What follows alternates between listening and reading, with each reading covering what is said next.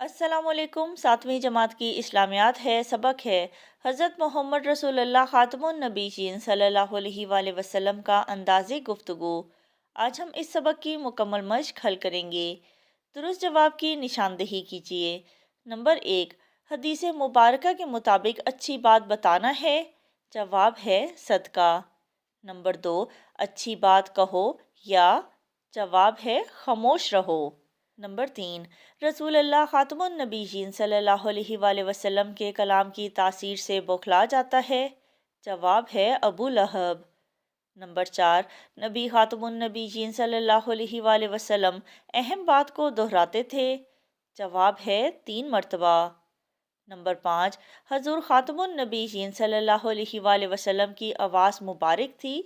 جواب ہے روبدار۔ مختصر جواب دیجیے۔ سوال نمبر 1، گفتگو کے آداب سے متعلق ایک آیت قرآنی کا ترجمہ لکھیں۔ اس کا جواب سبق کے پہلے صفحے پر ہے۔ ارشاد باری تعالیٰ ہے، اے ایمان والو، اللہ کی نافرمانی سے ڈرو اور بالکل سیدھی سچی بات کہو۔ سوال نمبر 2، گفتگو کے آداب سے متعلق ایک حدیث نبوی صلی اللہ علیہ وآلہ وسلم کا ترجمہ لکھیں۔ اس کا جواب بھی سبق کے پہلے صفحے پر ہی ہے۔ رسول اللہ صلی اللہ علیہ وآلہ وسلم کا ارشاد ہے، جو شخص اللہ تعالیٰ پر اور آخرت کے دن پر ایمان رکھتا ہے، اس کے لیے ضروری ہے کہ وہ اچھی بات کہے یا خاموش رہے۔ سوال نمبر 3، رسول اللہ خاتم النبیین صلی اللہ علیہ وآلہ وسلم کے انداز گفتگو میں سے کوئی سے 2 نکات لکھیں۔ سبق کے دوسرے صفحے کے شروع سے ہی اس کا جواب ہے، رسول اللہ خاتم النبیین صلی اللہ علیہ وآلہ وسلم بڑے اطمینان سے گفتگو فرماتے، جلدی نہ کرتے، بات کو تفصیل سے بیان فرماتے کہ سننے والے کو واضح طور پر بات سمجھ آ جاتی اور غور سے سننے والا اسے ہمیشہ کے لیے یاد رکھ سکتا تھا۔ سوال نمبر 4، ابو لہب لوگوں کو رسول اللہ خاتم النبیین صلی اللہ علیہ وآلہ وسلم کی باتیں سننے سے کیوں منع کرتا تھا؟ سبق کے دوسرے صفحے کے دوسرے پیراگراف سے اس کا جواب ہے، رسول اللہ صلی اللہ علیہ وآلہ وسلم کے کلام مبارک کی تاثیر سے اکثر ابو لہب بوکھلا جاتا تھا، اور جب آپ صلی اللہ علیہ وآلہ وسلم تبلیغ کی غرض سے لوگوں کے پاس جاتے تو ابو لہب شور کرتا جاتا کہ لوگوں، محمد صلی اللہ علیہ وآلہ وسلم کا کلام نہ سننا، یہ جادو کی طرح لوگوں پر اثر کرتا ہے۔ یہاں تک سوال نمبر 4 کا جواب ہے۔ سوال نمبر 5، پوری کائنات میں سب سے اچھا انداز گفتگو کن کا ہے؟ جواب ہے، پوری کائنات میں سب سے اچھا انداز گفتگو حضرت محمد رسول اللہ خاتم النبیین صلی اللہ علیہ وآلہ وسلم کا ہے۔ تفصیلی جواب دیجیے۔ سوال نمبر 1، اسلامی تعلیمات کی روشنی میں اچھی گفتگو کی اہمیت پر نوٹ لکھیں۔ سبق کے پہلے صفحے پر اس کا جواب ہے، شروع سے ہی اللہ تعالیٰ نے انسان کو بولنے کی طاقت عطا کی ہے۔ یہ اللہ تعالیٰ کی ایسی نعمت ہے جس کے ذریعے ہم اپنی دل کی بات بیان کر سکتے ہیں۔ اللہ تعالیٰ کی سب مخلوقات میں یہ خوبی انسانوں کو حاصل ہے کہ وہ اپنی ہر بات، ہر خیال، ہر رائے اور ہر مشاہدہ دوسرے انسانوں تک پہنچا سکتے ہیں، یعنی بولنے کی، بیان کرنے کی صلاحیت صرف انسانوں کے پاس ہے۔ رسول اللہ صلی اللہ علیہ وآلہ وسلم کا ارشاد ہے، اچھی بات کرنا بھی صدقہ ہے۔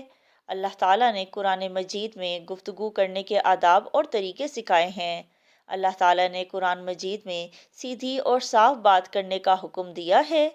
ارشاد باری تعالیٰ ہے، اے ایمان والو، اللہ کی نافرمانی سے ڈرو اور بالکل سیدھی سچی بات کہو۔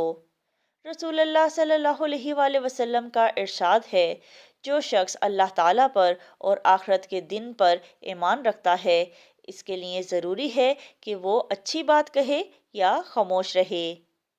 یہاں تک ہے لانگ کوشچن نمبر 1 کا جواب۔ سوال نمبر 2، رسول اللہ صلی اللہ علیہ وآلہ وسلم کے انداز گفتگو کی تفصیلات بیان کریں۔ سبق کے پہلے صفحے کے آخر سے اس کا جواب ہے، لیکن یہ بہت زیادہ لمبا ہے تو میں آپ کو مختصر کر کے لکھواؤں گی۔ رسول اللہ صلی اللہ علیہ وآلہ وسلم کے کلام اور لب و لہجے میں بہت مٹھاس اور تاثیر تھی۔ آپ صلی اللہ علیہ وآلہ وسلم کی ہر بات میں سادہ اور آسان الفاظ کے ساتھ مکمل پیغام ہوتا۔ آپ صلی اللہ علیہ وآلہ وسلم کے الفاظ واضح ہوتے تھے۔ آپ صلی اللہ علیہ وآلہ وسلم بڑے اطمینان سے گفتگو فرماتے، جلدی نہ کرتے، بات کو تفصیل سے بیان فرماتے کہ سننے والے کو واضح طور پر بات سمجھ آ جاتی اور غور سے سننے والا اسے ہمیشہ کے لیے یاد رکھ سکتا تھا۔ آپ صلی اللہ علیہ وآلہ وسلم کے کلام مبارک کی تاثیر سے اکثر ابو لہب بوکھلا جاتا تھا، اور جب آپ صلی اللہ علیہ وآلہ وسلم تبلیغ کی غرض سے لوگوں کے پاس جاتے تو ابو لہب شور کرتا جاتا کہ لوگوں، محمد صلی اللہ علیہ وآلہ وسلم کا کلام نہ سننا، یہ جادو کی طرح لوگوں پر اثر کرتا ہے۔ آپ صلی اللہ علیہ وآلہ وسلم اہم بات کو 3 بار دہراتے تھے تاکہ ہر سننے والے کے لیے سمجھنا اور یاد رکھنا آسان ہو جائے۔ آپ صلی اللہ علیہ وآلہ وسلم کی مختصر بات میں بھی ایک مکمل اور واضح پیغام موجود ہوتا۔ آواز مبارک روبدار ہوتی۔ اگر آخرت کا ذکر فرماتے تو خود آپ صلی اللہ علیہ وآلہ وسلم پر خشیت الہی طاری ہو جاتی۔ بعض اوقات آنکھیں اشک بار ہو جاتیں۔ آپ صلی اللہ علیہ وآلہ وسلم کی گفتگو اخلاق و حیا کے اعلیٰ مقام پر ہوتی۔